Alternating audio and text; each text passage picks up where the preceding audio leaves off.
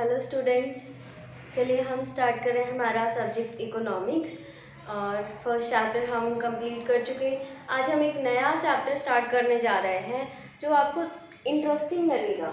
तो हम करने जा रहे हैं हमारा second chapter, that is collection of data.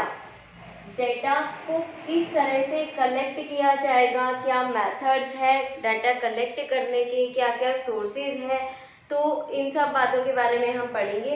इसके पहले हमने जो लास्ट चैप्टर पढ़ा था उसमें हमने एक कंसेप्ट पढ़ा था, स्टैटिस्टिक्स। याद होगा आपको, हमने कंसेप्ट पढ़ा था स्टैटिस्टिक्स। स्टैटिस्टिक्स क्या था? सिस्टमैटिकली जब डेटा को कलेक्ट किया जा रहा है, मतलब मेथड्स को लगा करके, टेक्निक्स को लगा करके, हमने डेटा को, रो डेटा को क्या बना दिया? स्टैटिस्टिक्स बना दिया। तो वो जो रो डेटा हमें चाहिए, जो हमें रो डेटा चाहिए स्टैटिस्टिक्स बनाने के लिए, वो हमें डेटा कहाँ से मिलेगा, कहाँ से हम अरेंज करेंगे उस रो डेटा को, ये सब चीज़ें हम इस चैप्टर में देखेंगे। कलेक्शन ऑफ डेटा, कहाँ से हम डेटा को कलेक्ट करेंगे, कहाँ से हम अपने आंकड़ों को पाएंगे, ऑब्टेन करेंगे। तो देखिए, सोर्सेज ऑफ डेटा कलेक्शन, कितने सोर्सेज है? सोर्सेज बोलते हैं स्रोत को। कितने स्रोत हैं हमारे पास डेटा कलेक्ट करने के? तो देखिए, बेसिकली दो हमारे पास स्रोत रहते हैं, सोर्सेज रहते हैं। पहला प्राइमरी सोर्सेज और दूसरा सेकेंडरी सोर्सेज। प्राइमरी सोर्सेज बोलते हैं प्राथमिक स्रोत, प्राथमिक स्रोत। सेकेंडरी बोलते हैं द्वितीय स्रोत। इस तरह से, चलो जैसे भी, द्वितीय स्रोत। तो देखिए क्या होते हैं प्राथमिक स्रोत और क्या होते हैं द्वितीय स्रोत। सबसे पहले तो क्या है, ये स्रोत है, साधन है कि जिनसे हमें डेटा मिलेगा, जहां से हम अपने आंकड़ों को पाएंगे, ऑब्टेन करेंगे। तो ये वो दो स्रोत है जहां से हमें जो डेटा चाहिए स्टैटिस्टिक्स बनाने के लिए, उस डेटा को हम पाएंगे, यानी कि वो डेटा हमें मिलेगा। तो देखते हैं क्या मतलब, क्या है ये दो स्रोत। प्राइमरी सोर्सेज या प्राथमिक स्रोत ऐसे स्रोत हैं जहां पर डेटा कलेक्ट करने के लिए हमें खुद एफर्ट्स करने पड़ेंगे, हमें डेटा बना बनाया नहीं मिलने वाला है। तो जब हम इन दो चीज़ों को, इन दो कॉन्सेप्ट्स को डिस्कस कर रहे हैं, इसके पहले हम दो टर्म्स को देख लेते हैं। एक तो वर्ड यूज होगा इन्वेस्टिगेटर, दूसरा वर्ड यूज होगा इन्फॉर्मेंट। तो देखिए, ये दो पर्सन्स है, इन्वेस्टिगेटर भी एक पर्सन होता है और इन्फॉर्मेंट भी एक पर्सन होता है। इन्वेस्टिगेटर वो पर्सन है जो डेटा कलेक्ट कर रहा है, जो आंकड़े प्राप्त करना चाहता है, समझ रहे बात को। और इन्फॉर्मेंट वो पर्सन है जो कि जानकारी दे रहा है, इंफॉर्मेशन दे रहा है, तो उस पर्सन को हम बोलेंगे इन्फॉर्मेंट। क्लियर? तो प्राथमिक स्रोत, प्राइमरी सोर्सेज ऐसे सोर्सेज है जहां से डेटा कलेक्ट करने के लिए इन्वेस्टिगेटर को क्या करना पड़ेगा, खुद एफर्ट्स करने पड़ेंगे डेटा को कलेक्ट करने के लिए। और दूसरी तरफ जो सेकेंडरी सोर्सेज है, जो हमारे द्वितीय स्रोत है, वो ऐसे स्रोत है जहां पर हमें बने बनाए आंकड़े मिल जाएंगे, जहां पर इन्वेस्टिगेटर को ज्यादा कुछ एफर्ट्स करने की जरूरत नहीं है, बने बनाए आंकड़े को प्राप्त कर लेगा द्वितीय स्रोत से, सेकेंडरी सोर्सेज से। समझ रहे हैं? अब देखिए, एक एग्जांपल से समझते हैं कि +1 क्लास के जो टीचर है इकोनॉमिक्स के, उन्हें जानना है कि जिन बच्चों को वो पढ़ा रहे हैं उनकी इकोनॉमिक कंडीशन कैसी है पर्सनली। तो वो क्या जानेंगे कि बिल्कुल बेसिक से अगर स्टार्ट करें तो वो ये जानना चाहेंगे कि हर एक बच्चे की पॉकेट मनी कितनी, हर एक बच्चे को कितना जेब खर्च मिलता है, एक दिन का लगा लें।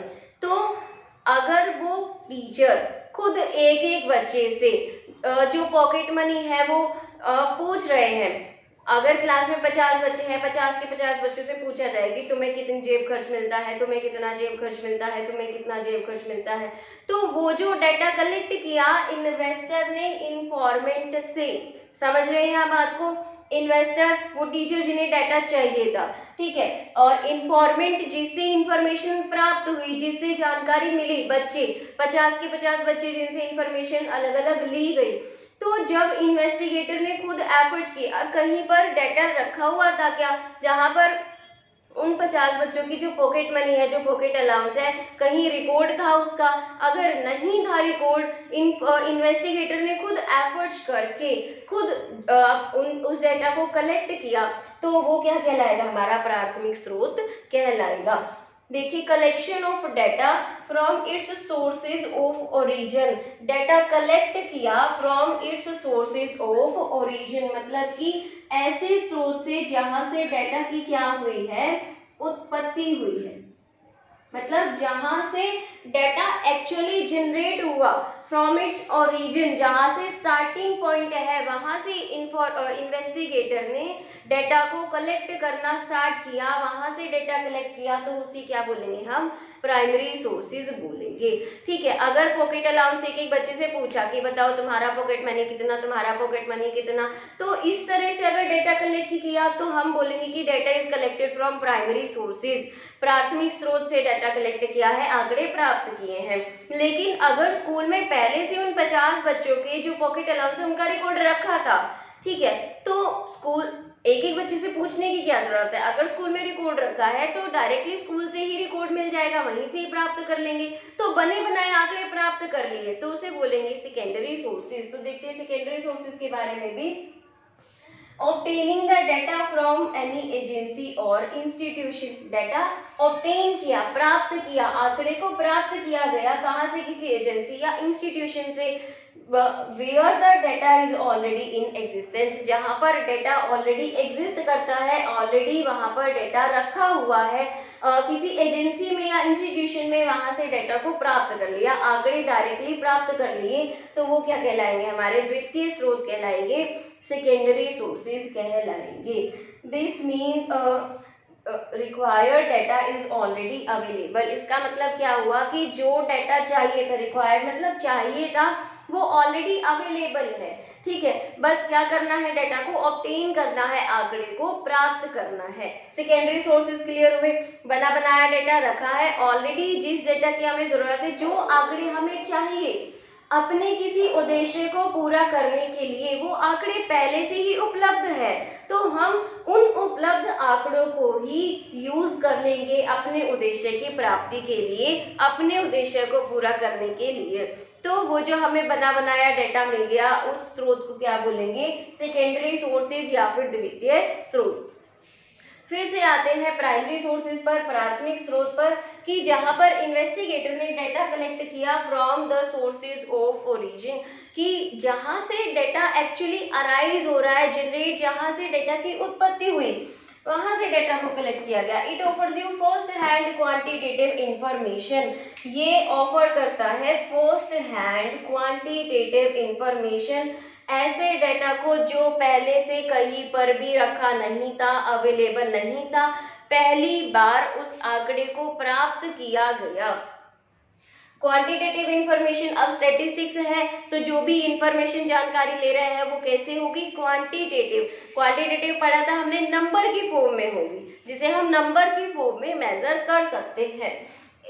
In this investigator himself collect the data, इसमें क्या होता है, प्राइमरी सोर्सेज में इन्वेस्टिगेटर खुद डाटा कलेक्ट करेगा from its sources of origin, from its sources of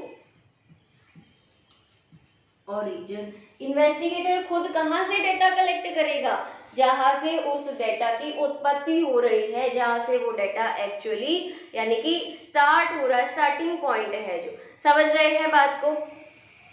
फिर से एक एग्जांपल के थ्रू समझते हैं कि आप 10th क्लास से प्रमोट हुए आप +1 क्लास में, यानी कि 11th स्टैंडर्ड में, तो 10th क्लास के जो आपके एग्जाम्स हुए, तो वो जो एग्जाम्स हुए, आपने एग्जाम दिए और उससे रिजल्ट मिला, तो वो क्या है, प्राइमरी सोर्सेज है जहाँ से जानना चाह रहे हैं कि बच्चों ने एक साल में 10वीं कक्षा में कितनी नॉलेज गेन की, समझ रहे।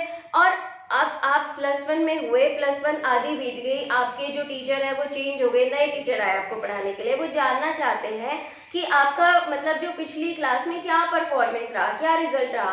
तो क्या उनको दोबारा से आपकी वही 10th क्लास वाली एग्जाम्स लेने की जरूरत है?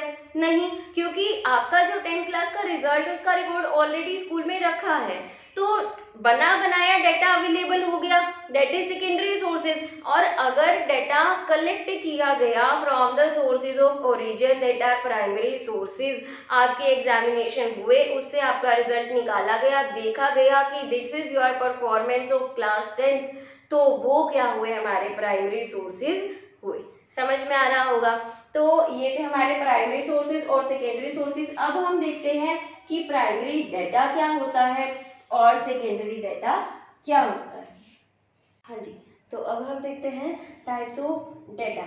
देखिए, जैसे हमारे पास दो तरह के सोर्सेज थे, उसी तरह से हमारे पास दो तरह की डाटा है, primary data and secondary data. कितने तरह के आंकड़े हमारे पास हो सकते हैं? प्राइमरी डाटा मतलब प्राथमिक आंकड़े,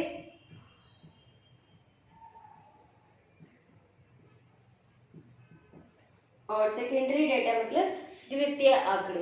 तो प्राइमरी डेटा के बारे में पढ़ते हैं। Data collected by the investigator to fulfil his own objective for the first time. Investigator ने डेटा कलेक्ट किया है अपने उद्देश्य को पूरा करने के लिए पहली बार, मतलब वो डेटा जो पहले कहीं पर भी अवेलेबल नहीं था, इन्वेस्टिगेटर को अपने उद्देश्य की पूर्ति के लिए उस डेटा को पहली बार कलेक्ट करना पड़ा, that is primary data.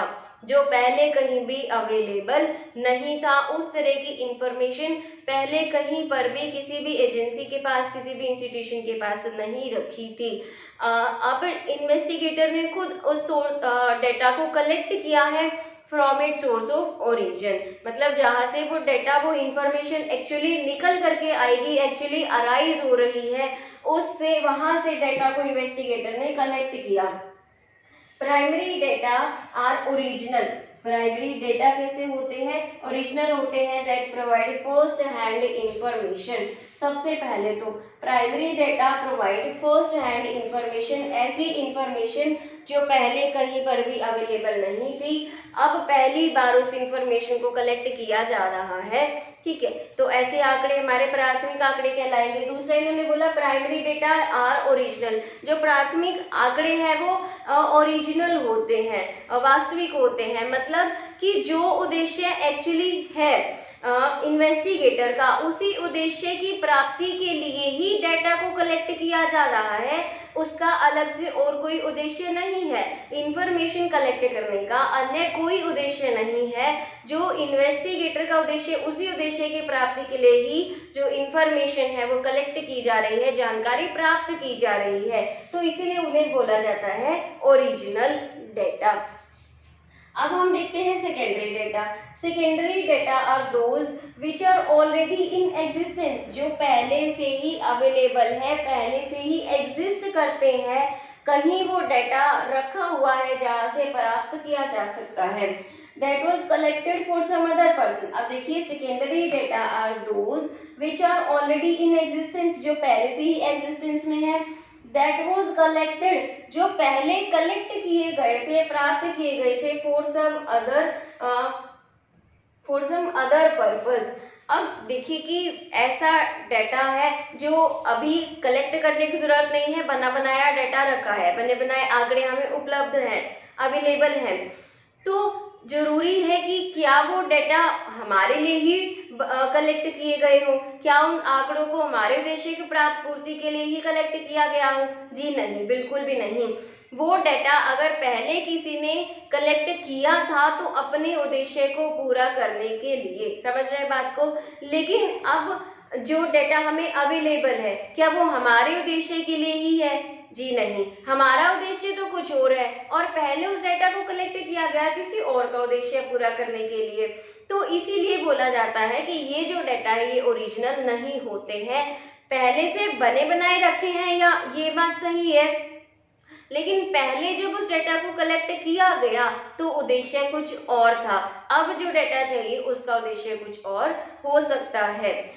Example के थ्रू समझते हैं, जैसे कि वही बात कि +1 क्लास में 50 बच्चे हैं, तो +1 क्लास के जो इकोनॉमिक्स टीचर हैं वो उनका उन बच्चों का पॉकेट मनी जानना चाहते हैं कि कितना उनका पॉकेट मनी है।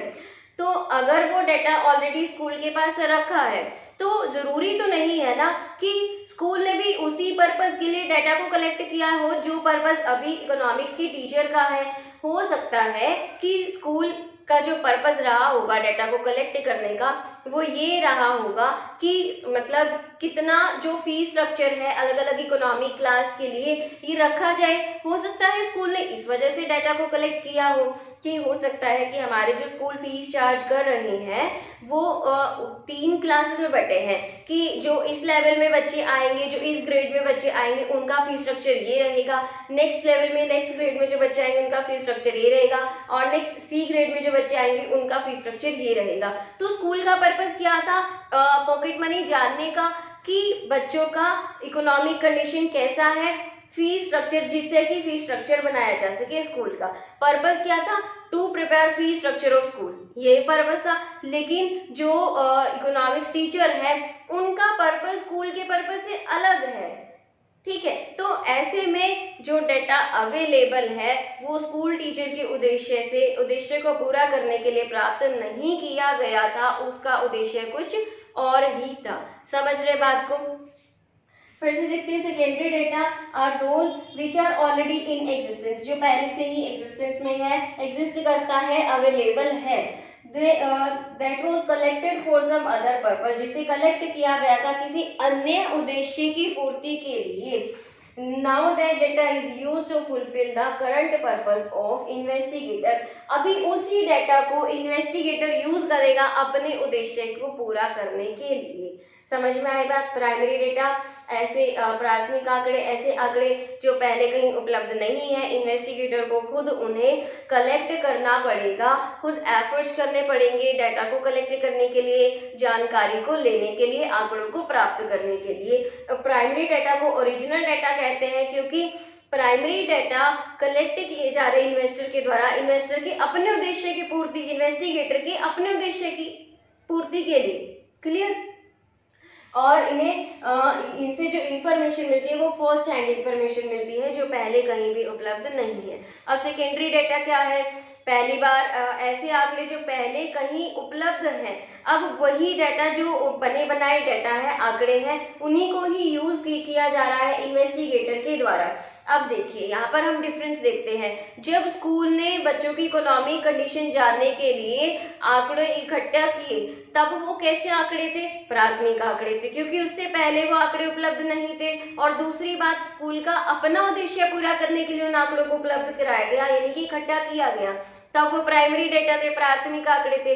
अब दूसरा, जब इकोनॉमिक्स टीचर को वही आंकड़े चाहिए तो वो आंकड़े जो पहले कलेक्ट किए जा चुके हैं, एक तो वो है मतलब पहले से बने बनाए रखे, तो सेकेंडरी डेटा। दूसरा कि जो डाटा पहली बार कलेक्ट किया गया था वो इकोनॉमिक्स टीचर के उद्देश्य की पूर्ति के लिए तो कलेक्ट नहीं किया गया था।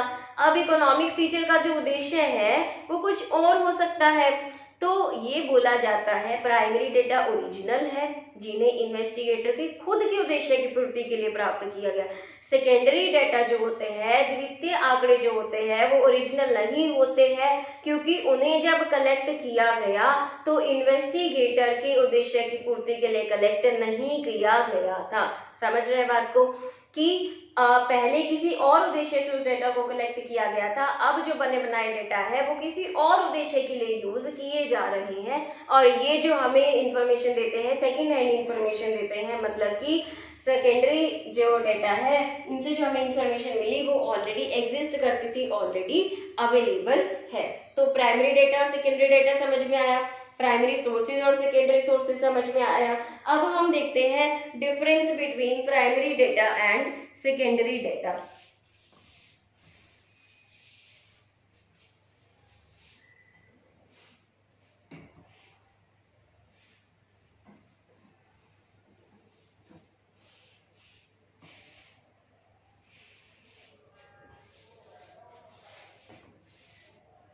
क्या इनमें डिफरेंस रहता है। सबसे पहला तो जो हम डिफरेंस देखते हैं वो हम देखते हैं कॉस्ट। ये है हमारे प्राइमरी डेटा और ये है हमारे सेकेंडरी डेटा। सबसे पहला जो चलो हम डिफरेंस देखते हैं वो देखते हैं कॉस्ट का। अब बताइए कॉस्ट किसकी ज्यादा होगी, प्राइमरी डेटा की या सेकेंडरी डेटा की। एक डेटा है, आंकड़ा है जो मुझे मतलब खुद इकट्ठा करने पड़ेंगे, मुझे खुद भागदौड़ करनी है, जानकारी लोगों से प्राप्त करनी है, एक एक पर्सन से जाकर के मुझे जानकारी इकट्ठा करनी है, फिर उन्हें मैं अरेंज करूंगी प्रॉपर मैनर में, तो उसमें ज़्यादा कॉस्ट आएगी। या फिर दूसरा बने बनाए आंकड़े मुझे मिल गए, बस मुझे उससे अपने उद्देश्य की पूर्ति के लिए मतलब अपने हिसाब से एडजस्ट करके उसे यूज करना है। आंकड़े तो सब बने बनाए मिले, मुझे किसी अलग अलग लोगों के पास जाकर पूछताछ करने की जरूरत नहीं है, इन्वेस्टिगेशन करने की जरूरत नहीं है, मुझे जांच पड़ताल करने की जरूरत ही नहीं पड़ी, मुझे तो बना बनाया पर्चे की फॉर्म में वो डेटा मिल गया, आंकड़े मिल गए। तो कॉस्ट किसकी ज्यादा होगी, कॉस्ट ज्यादा होगी हमारे प्राइमरी डेटा की। हाई कॉस्ट या फिर कॉस्टलियर देन सेकेंडरी डेटा, और इसमें हम बोल सकते हैं लो कॉस्ट। इसकी जो कॉस्ट है वो कम रहती है, इसकी जो कॉस्ट है वो ज्यादा रहती है। ठीक है, अब हम देखते हैं ओरिजिनलिटी। कौन सा वाला डेटा ओरिजिनल है, primary data are original. Primary data जो होते हैं वो ओरिजिनल होते हैं। अब ओरिजिनल क्यों बोला गया, भाई जो इन्वेस्टिगेटर है उसी के उद्देश्य की पूर्ति के लिए ही इस डेटा को कलेक्ट किया गया, कोई और उद्देश्य नहीं था, तो ये डेटा हमारे ओरिजिनल कहलाते हैं।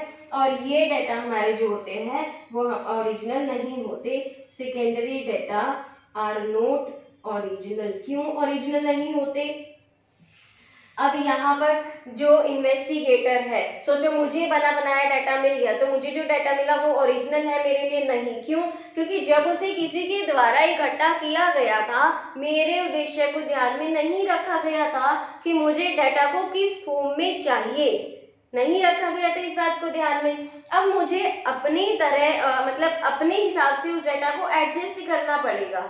मुझे डाटा जिस फॉर्म में चाहिए उस फॉर्म में मुझे लेकर आना पड़ेगा, तो ओरिजिनल नहीं होते हैं सेकेंडरी डाटा, क्योंकि ये जो इकट्ठे किए गए अभी जो इन्वेस्टिगेटर को इंफॉर्मेशन चाहिए उस हिसाब से नहीं होते, एडजस्टमेंट करनी पड़ती है इस डाटा में इन्वेस्टिगेटर को अपने हिसाब से। समझ में आए बात। अब इसके बाद देखते हैं सुइटेबिलिटी।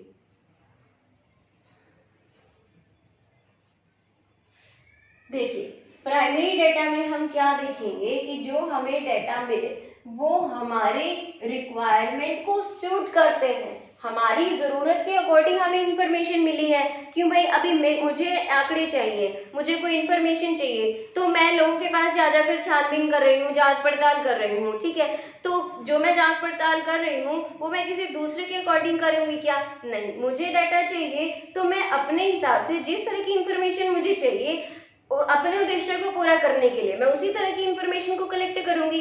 तो मेरे उद्देश्य को पूरा करने के लिए जो मुझे इंफॉर्मेशन मिली that is suitable for my objective, मेरे उद्देश्य को पूरा करने के लिए ये मुझे क्या करेगा, सुटेबल रहेगा। समझ में आ रही है बात को। लेकिन यहाँ पर जो हमें डाटा मिला, अब देखिए यहाँ पर हम लिख सकते हैं data are suitable for objectives of investigator। Investigator का जो अपना ऑब्जेक्टिव था उसके लिए जो डाटा मिला दैट इज सुइटेबल, इसी के अकॉर्डिंग है।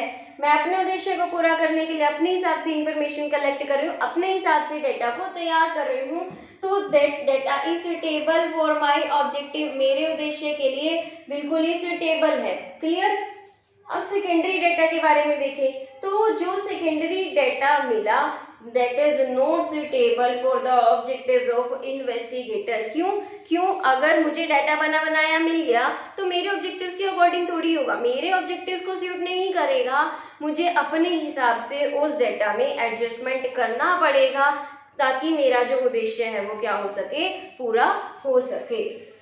उस डाटा को सुटेबल बनाने के लिए ताकि उस डेटा से मेरे उद्देश्य की पूर्ति हो सके, मुझे उस डेटा में क्या करनी पड़ेगी, अपने हिसाब से कुछ एडजस्टमेंट करनी पड़ेगी, अपने हिसाब से मुझे उस डेटा को तैयार करना पड़ेगा, उसमें कुछ बदलाव लाने पड़ेंगे। तो ये थे मेन डिफरेंस प्राइमरी डेटा और सेकेंडरी डेटा में। सबसे पहले बात करें कोस्ट की, तो प्राइमरी डेटा क्या है, जिसमें इन्वेस्टिगेटर खुद छानबीन कर रहा है, खुद हाथ पैर मार करके डेटा को कलेक्ट कर रहा है, तो ज़्यादा कॉस्ट आएगी। और सेकेंडरी डेटा बने बनाए डेटा मिल गए, बने बनाए आंकड़े हमें प्राप्त हो गए, तो उसकी जो कॉस्ट है वो कम रहेगी। ओरिजिनलिटी, जो प्राइमरी डेटा है वो ओरिजिनल है क्योंकि इन्वेस्टिगेटर के अपने उद्देश्य की पूर्ति के लिए उस डेटा को कलेक्ट किया गया। सेकेंडरी डेटा ओरिजिनल नहीं होते हैं क्योंकि इन्वेस्टिगेटर की अपने उद्देश्य की पूर्ति के लिए डेटा को इकट्ठा नहीं किया गया था, किसी अन्य उद्देश्य से उस डेटा को कलेक्ट किया गया था, उन आंकड़ों को इकट्ठा किया गया था। तो सेकेंडरी डेटा जो है वो ओरिजिनल नहीं होते हैं। सुइटेबिलिटी, अपने प्राइमरी डेटा सुइटेबल है for the objective of investigator, क्यों, इन्वेस्टिगेटर के उद्देश्य की पूर्ति के लिए ही तो इकट्ठे किए गए हैं, तो जो प्राइमरी डेटा है वो ऑब्जेक्टिव्स के सुटेबल होते हैं। और सेकेंडरी डेटा में एडजस्टमेंट करनी पड़ती है, एज इट इज हो भी सकता है एज इट इज यूज हो जाए, लेकिन ऑलमोस्ट टाइम सेकेंडरी डेटा में इन्वेस्टिगेटर को अपने हिसाब से कुछ एडजस्टमेंट्स करनी पड़ती है। तो हमने देखा primary sources, secondary sources, primary data और सेकेंडरी डेटा और इनमें डिफरेंस को देखा। आई होप आपको समझ में आ गया होगा। बहुत ही इजी कंसेप्ट है, जब हमें बुकिश लैंग्वेज में देख रहे हैं तब हमें थोड़ा सा लगेगा कि ये थोड़ा सा ओल्ड कंसेप्ट है जो हमारे समझ में नहीं आ रहा है या इस तरह की चीज़ें। जब हम इसे प्रैक्टिकली करके देखते हैं तो ये बहुत ही मतलब इजी कंसेप्ट है। चलिए हम एक और एग्जांपल से क्लियर कर लेते हैं प्राइमरी डेटा और सेकेंडरी डेटा, प्राइमरी सोर्सेज और सेकेंडरी सोर्सेज को। अब देखिए कि मुझे जानना है कि इस एरिया में जितनी भी फैक्ट्रीज हैं, उन फैक्ट्रीज में जो लोग काम कर रहे हैं उनका इकोनॉमिक कंडीशन कैसा है, ताकि पता लगाया जा सके कि जो वर्कर्स होते हैं, मतलब जो लेबरर्स होते हैं या फिर जो श्रमिक होते हैं, उनका कैसा इकोनॉमिक कंडीशन है। ठीक है, तो मुझे ये पता लगाना है। अगर मैं खुद जाकर फैक्ट्री में जितने भी वर्कर हैं, जितने भी श्रमिक हैं, मैं हर एक श्रमिक से जाकर पूछ रही हूँ कितना तुम्हारा वेतन है, कितना तुम्हारा खर्च हो जाता है, कितने तुम सेव करते हो। अब ये सब इंफॉर्मेशन मैंने खुद जाकर के हर एक फैक्ट्री के हर एक श्रमिक से पूछे, तब जाकर के मैंने उस डेटा को अरेंज किया अपने हिसाब से, उस डेटा को मैंने अपने हिसाब से तैयार किया, तब मैं जाकर के कंक्लूजन निकाल रही हूँ कि इस एरिया में जो श्रमिक वर्ग है उनका जो इकोनॉमिक कंडीशन है वो ये है। तो ये जो मैंने भाग दौड़ करके हर एक श्रमिक से डेटा को कलेक्ट किया, ये है प्राइमरी सोर्सेज, प्राथमिक स्रोत, और जो डेटा मेरे पास आया वो क्या है, प्राइमरी डेटा। समझ में आया। अब बात करें सेकेंडरी डेटा की, तो अब लगा लीजिए इस एरिया में मैं श्रमिकों की इकोनॉमिक कंडीशन को देखना चाहती हूँ। इस एरिया में 5 फैक्ट्री हैं, तो मैं एक एक करके 5 फैक्ट्रीज में गई। हर एक फैक्ट्री में मुझे ऑलरेडी चार्ट बना मिल गया। हर एक फैक्ट्री के पास ऑलरेडी रिकॉर्ड था कि हर एक श्रमिक का पर्सनली वेतन कितना रहता है और उनका खर्च कितना रहता है, कितना वो सेव कर लेते हैं। अब मुझे बना बनाया रिकॉर्ड मिल गया।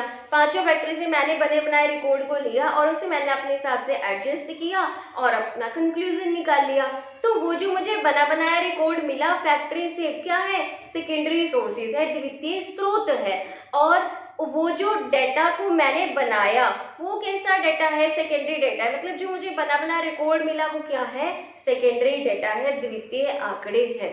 अब समझ में आया कि अगर इन्वेस्टिगेटर खुद भाग-दौड़ करके एक एक पर्सन से जांच पड़ताल करके पूछताछ करके अगर डेटा को तैयार कर रहा है तो वो प्राइमरी डेटा है और वो सोर्सेज है प्राइमरी सोर्सेज, और अगर डेटा बना बनाया मिल गया तो वो सेकेंडरी सोर्सेज है और वो सोर्सेज कौन से, सेकेंडरी सोर्सेज है और वो डेटा कौन सा है, सेकेंडरी डेटा। मुझे लगता है कि अब आपको बिल्कुल क्लियर हो गया होगा primary data, secondary data, primary sources और सेकेंडरी सोर्सेज। अब किसी भी तरह का कोई डाउट नहीं होगा, तो अच्छे से कीजिए इन कंसेप्ट को, फिर हम इस चैप्टर के आगे के कंसेप्ट को भी जल्दी ही देखेंगे। Thank you.